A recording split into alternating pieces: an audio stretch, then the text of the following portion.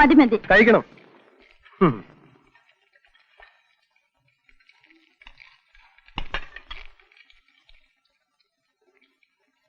എന്താ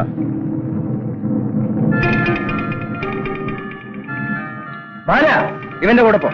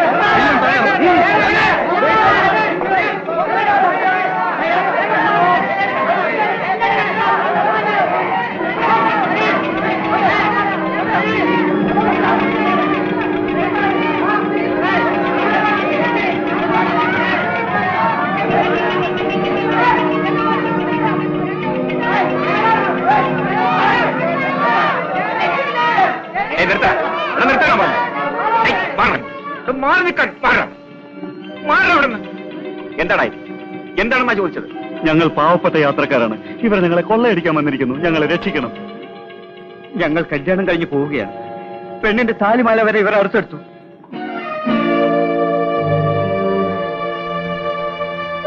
ഓഹോ, ഇതാണോ നിങ്ങളുടെയൊക്കെ ജോലി? എടോ, ഇവരുടെ കയ്യിൽ നിന്നും പിടിച്ചു പറിച്ച സാധനങ്ങളൊക്കെ തിരിച്ചു കൊടുക്കാൻ പറയൂ. പറയാനാ പറഞ്ഞത്. തിരിച്ചു കൊടുക്കാണ്. കൊടുക്കാൻ വേണ്ടി കൊടുക്കാൻ കൊണ്ടുപോ. ഇതാരുടേതാ താലിമാല? കൊണ്ടുപോയിക്കോ. എല്ലാം കരിക്കോ. വയ്ക്കോ, വേഗം വേഗം.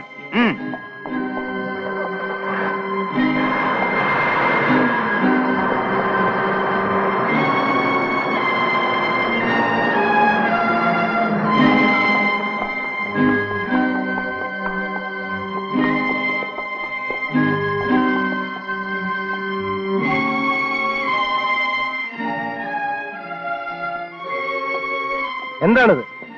അവരെ വിട്ടുകളഞ്ഞു. ഞങ്ങൾ പിടിച്ചെടുത്തെല്ലാം തിരിച്ചു കൊടുത്തു. എന്തിന്? രാമ പറഞ്ഞിട്ടാണ്. രാമു, എന്താണ്? വേലായുധ, നമ്മുടെ ശക്തിയും സാമർഥ്യവും കാണിക്കേണ്ടത് സാധുക്കളോടല്ല. നമ്മുടെ സമൂഹത്തിൽ പാവങ്ങളുടെ രക്തം കുടിക്കുന്ന രാജശേഖരൻ മുതലാളി പോലുള്ള ഒരു കൂട്ടം ആളുകളുണ്ട്. അവരോടാണ്. അവരെയാണ് നാം കൊള്ളയടിക്കേണ്ടത്.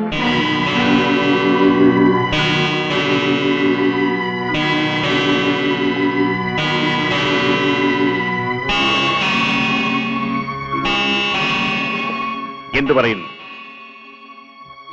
ശരിയാണ് രാമു, നീ പറഞ്ഞത് ശരിയാണ്. എന്നാൽ ഇന്നു മുതൽ ഞാൻ അതിന് നേതൃത്വം നൽകാം.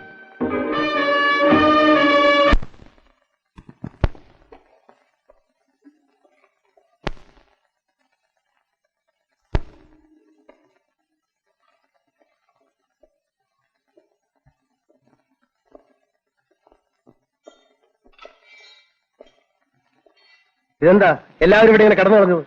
ജോലിയൊന്നും ചെയ്യാനില്ലേ? ഞങ്ങൾക്ക് വിശന്നിട്ട് വയ്യ. ആഹാരമൊന്നും കഴിച്ചില്ലേ?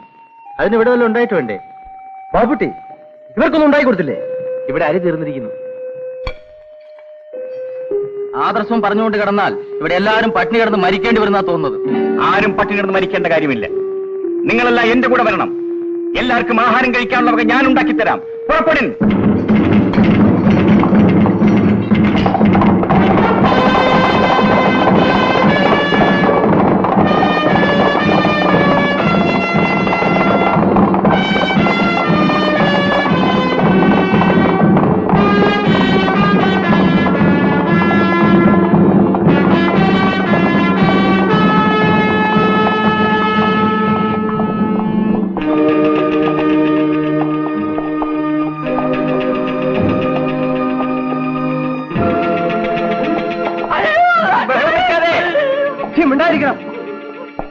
പണിക്കരായിട്ട് നിങ്ങൾ മനസ്സിലായില്ലേ?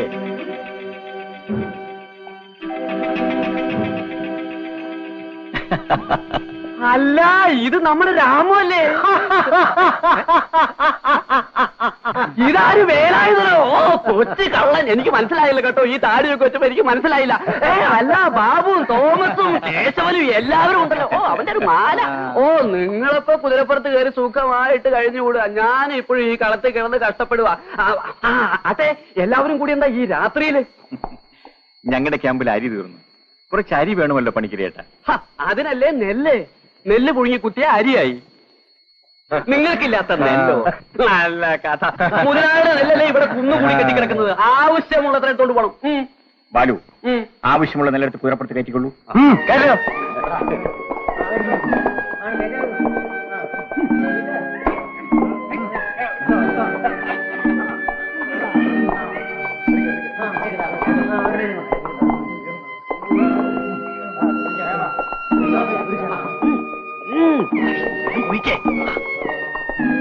രാമു, ഇപ്പത്ര മതിയല്ലോ.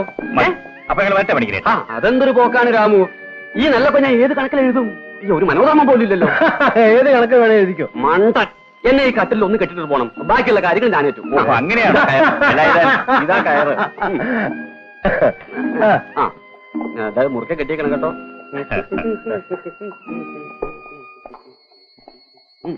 വേഗം കെട്ടാൻ നോക്ക്, വേഗം പോവാൻ നോക്ക്. എന്റെ ദൈവം, അസാരം നോക്കോട്ടെ, സാരമില്ല. അപ്പോഴേക്കും കൊല്ലാൻ തുടങ്ങുകയാണ്. ഒന്ന് വേഗം സ്ഥലം വിടാൻ നോക്ക്. കേട്ടോ.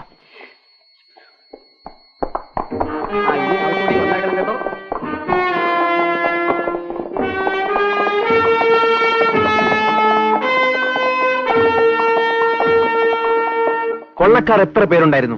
വരട്ടെ, ഒന്ന് ആലോചിക്കട്ടെ. 1, 2, 3, 4. ഒന്ന് വേഗം പറഞ്ഞുകൊള്ളടാ. സുമാർ ഒരു 10-25 പേര് കാണും മുതലാളി. അവരുടെ ആരുടെയെങ്കിലും മുഖം നിനക്ക് പരിചയമുണ്ടോ? മുഖം കണ്ടിട്ട് വേണ്ടേ പരിചയപ്പെടാൻ? കൂരിരുട്ടായിരുന്നു. അതും ഇന്നലെ കറുത്ത വാവ്. അവരെ കണ്ടപ്പോ താൻ എന്ത് ചെയ്തു? ഞാൻ ഓടി വരണേ പറഞ്ഞ് നിലവിളിച്ചു. ഓഹോ, എന്നിട്ട്? സത്യം പറയാമല്ലോ, അവര് തോക്കി ഊണ്ടിയപ്പോ ഞാൻ കൂവൽ നിർത്തി. പിന്നെ അവരെന്നെ ഈ കട്ടില് കെട്ടിയിട്ടിട്ട് മുതലാളുടെ നെല്ലെല്ലാം എടുത്തോണ്ട് പോയി. കഴുത, ഇവനോട് ചോദിച്ചാ ഒരു വിവരവും കിട്ടില്ല ഇൻസ്പെക്ടർ. നമുക്കിവിടെ വേറെ ഒരു അന്വേഷണം നടത്തണം. പക്ഷെ ഒന്ന് കരുതിക്കോളൂ, കൊള്ളക്കാരിറങ്ങിയിരിക്കുന്നു. മുതലാളിമാരുടെ എല്ലാവരുടെയും തലയെടുക്കുമെന്ന് പറഞ്ഞാൽ അവര് തിരിച്ചു പോയിരിക്കുന്നത്. സൂക്ഷിക്കണം. സ്നേഹം കൊണ്ട് പറയുക, ഈ കഴുത്തിന് മുകളിൽ തലയില്ല എന്ന് വെച്ചാ പിന്നെ മനുഷ്യനെ എന്തിന് കൊള്ളും? മിണ്ടാരിയുടെ ഇരപ്പാലി. ഒരു മുൻകരുതലിന് വേണ്ടി പറഞ്ഞു പോയതാ മുതലാളി. നിനക്കൊക്കെ ചോറ് തരുന്ന എന്നെ തല്ലാനാളില്ലാത്തോണ്ടാണ്. വരൂ ഇൻസ്പെക്ടർ.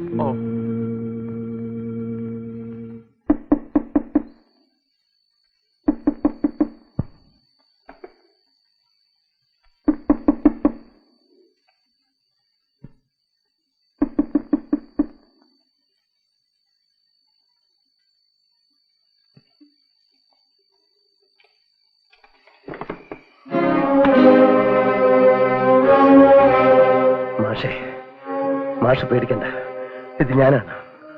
വേലായുധനം, വരൂ, അകത്തേക്ക് വരൂ. എന്താ ഈ സമയത്ത് ഇങ്ങോട്ട്? കാര്യമുണ്ട്. മാഷ് ഇതുവരെ ഉറങ്ങിയില്ലേ? എനിക്ക് എങ്ങനെ ഉറങ്ങാൻ കഴിയും വേലായുധ? സീത ഞങ്ങളുടെ കൂടെ കാട്ടിലുണ്ട്. രാമു ഒന്നിച്ചു വന്നു, അത് പറയാനാണ് വന്നത്.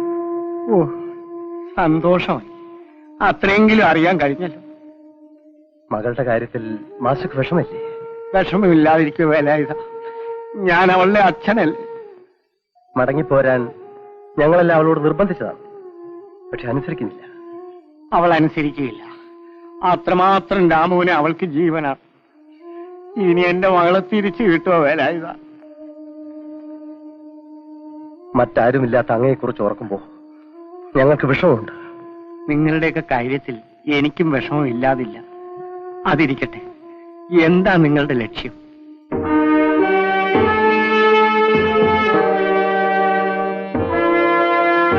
കുറെ കപട വിഗ്രഹങ്ങളുണ്ട് ഇവിടെ, അതെല്ലാം തച്ചുടക്കണം. ചിലതിനെയൊക്കെ ഒന്ന് എതിർക്കണം. സംഹാരം ഒരു ലക്ഷ്യമല്ല, സൃഷ്ടി എവിടെ? തലമുറകളായി ചോദ്യം ചെയ്യപ്പെടാതെ അനുഭവിക്കുന്ന കുറെ ദുരിതങ്ങളുണ്ട്, അപമാനങ്ങളുണ്ട്, അടിമത്തമുണ്ട്. ഇനിയും ഇത് സഹിക്കാൻ ബുദ്ധിമുട്ടാണ്. പക്ഷേ എതിർത്ത് മരിക്കുമെങ്കിലും വേണം. മരിച്ചാൽ? ഞങ്ങളെപ്പോലെ കുറെ പേർ എന്തിനു വേണ്ടി മരിച്ചു എന്ന് അടുത്ത തലമുറ അന്വേഷിക്കാതിരിക്കില്ല. സൃഷ്ടി അവർക്ക് വിട്ടുകൊടുക്കുന്നു. അവർക്ക് വേണ്ടി മരിക്കുന്നതിൽ ഞങ്ങൾക്ക് യാതൊരു വിഷമവുമില്ല. അപ്പൊ പിന്നെ എന്റെ മകളെ കുറിച്ച് ഞാൻ എന്തിനു വിഷമിക്കണം? മാഷ് ഒന്നുകൊണ്ടും വിഷമിക്കണ്ട.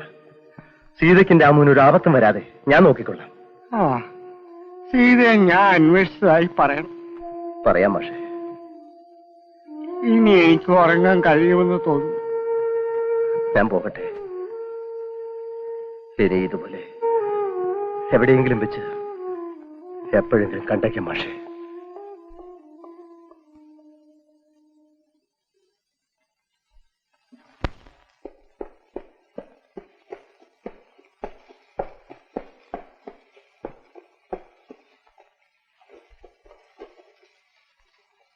ബാബു, തോമസ്, എല്ലാവരും വരണം. രാമു എവിടെ? ആ, ഒരു അത്യാവശ്യ കാര്യമുണ്ട്. രണ്ടുപേരും ഇവിടെ വന്ന് നിൽക്കണം.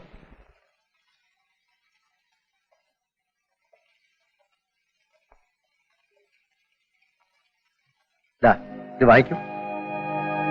ഇതെന്തിന്? ഞാൻ സീതയുടെ അച്ഛനെ പോയി കണ്ടിരുന്നു. നിങ്ങൾ ഒരുമിച്ച് കഴിയുന്നതിൽ മാഷക്ക് സന്തോഷമേ ഉള്ളൂ. ഇതാ, കല്യാണം നടക്കട്ടെ. ഇവിടെ വെച്ചു? പരസ്പരം സ്നേഹിക്കുന്നവർ തമ്മിൽ വിവാഹം എവിടെ വെച്ചു ആവാം. അതിന് സ്ഥലവും മുഹൂർത്തവും നോക്കേണ്ട കാര്യമില്ല.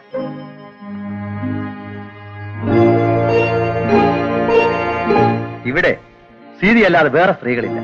ആ നിലയ്ക്ക് നിങ്ങൾ ഇവിടെ അന്യരായിട്ട് കഴിഞ്ഞുകൂടാ. അതുകൊണ്ട് മനസ്സിലായി.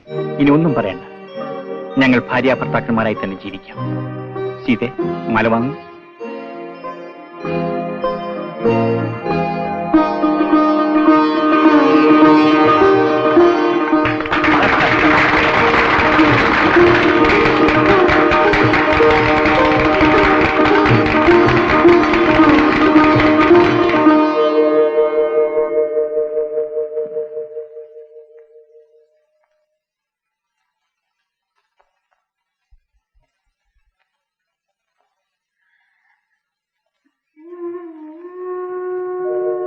എന്താണ് ആലോചിക്കുന്നത്?